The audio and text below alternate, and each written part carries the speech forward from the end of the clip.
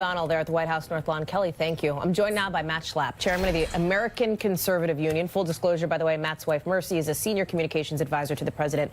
Matt, we wanted to have you on because your group obviously works a lot with this White House on policy, and you work with the personnel. So I'll start with this. Should Rob Porter... And I know the people involved. Yeah, you do. Yeah. When these allegations came to light, apparently long ago at the White House, should Rob Porter have been immediately dismissed? I think there's two questions here. When you go to work for the president, as I have done, they do a full FBI background check on you. They're what's called raw reports. Remember back in the Clinton years when all those FBI files were they found at the White House? The reason why there was an uproar over it is because people say all kinds of things about you. They say things that could be true, not true, unverified. The FBI doesn't chase those down. They just simply present it all. So if you have somebody who works for... Present it all to whom? Well, if you have somebody who works at the White House, they might call you and say, hey, do you know this person? What do you know about them? So once those issues, serious issues, as these are clearly sobering, serious, issues that should be taken incredibly seriously by the FBI and by the White House team, and I think that second statement from the general demonstrates that. You then have to chase those allegations down. It's unfair in America that simply when there's an allegation to assume that it's right. By the same token, it's wrong on the part of the people doing the background check to let something linger when there are serious allegations. You got to get on top of these things quickly so that you can resolve it. But everybody at this point acknowledges that these appear to be credible allegations from these two women. Allegations, of course, that Porter has denied. But Axios points out this morning, wait a sec, that any any corporation in America would have said, see ya, here's the door. We don't need this. We don't need this mess. Why didn't that happen here?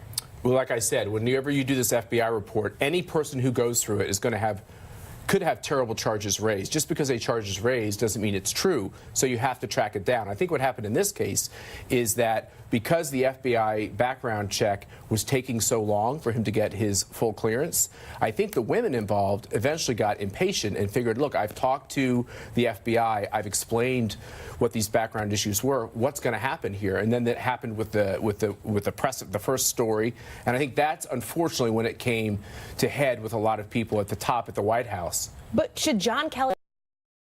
He's somebody you know that you interact with when it comes to sort of interactions with the conservative community.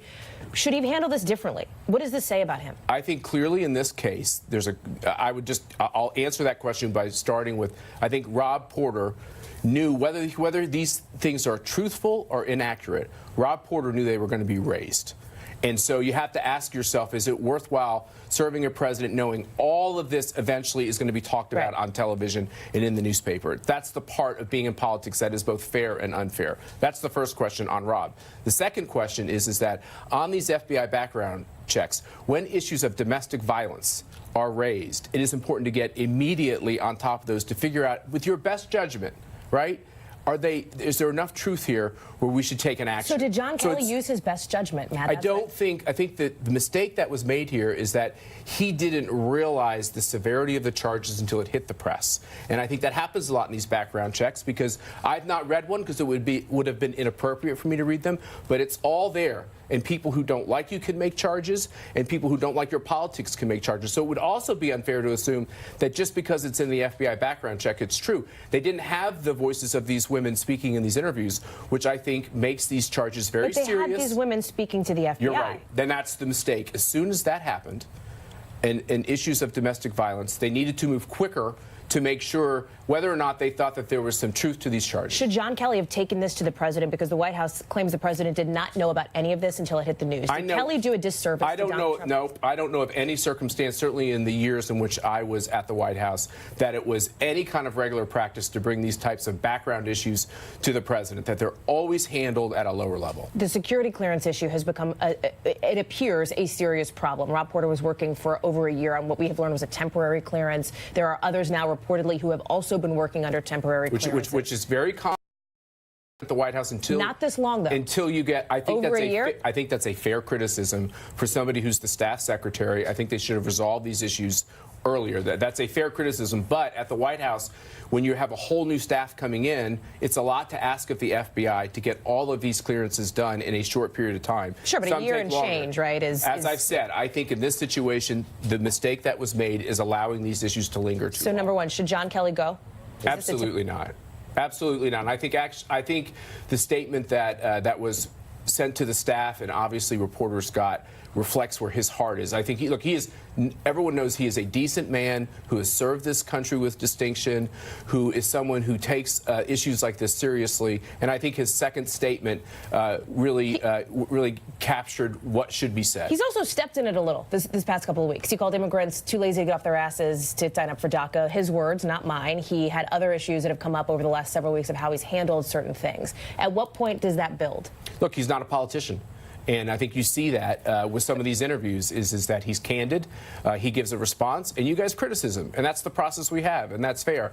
I know him to be a man of character with a good heart who is trying to competently lead these negotiations on the question of DACA and immigration. And I think the people on both sides are happy to have him there. So let me ask you about the president, because conservatives have backed Donald Trump at just about every step. But when you look at the controversies, some of the scandals that have continued to engulf this West Wing, you have Michael Flynn. The scandal of cutting taxes, guilty. the scandal of cutting regulations, the scandal that's my of question. moving the capital in Israel to Jerusalem. I mean, what are the Paul Manafort and Rick Gates, for example, being indicted. You have Mike Flynn, his national security advisor, lying to the FBI. This Rob Porter stuff. We have a list of scandals that have happened over the last year of the president's administration. Did you not cover the Clinton administration? But I Were guess you my around question here is, during that? But when conservatives talk about their values, some of this is about character, sure. right? Yeah. Is there a limit? At what point do you say enough?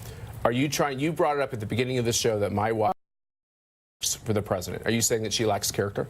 I'm not. Right. So but I'm asking the question. What you're trying to do at is, what point does it become what you're too doing? much? This is I'm not accusing you of this, but the whole concept of just because there are some people who have done something wrong, that everybody, including the leader, is guilty of all those things is a huge mistake. The fact is this: those people like Rick Gates, Manafort, were accused of wrongdoing for things they did before they were even associated with Donald Trump.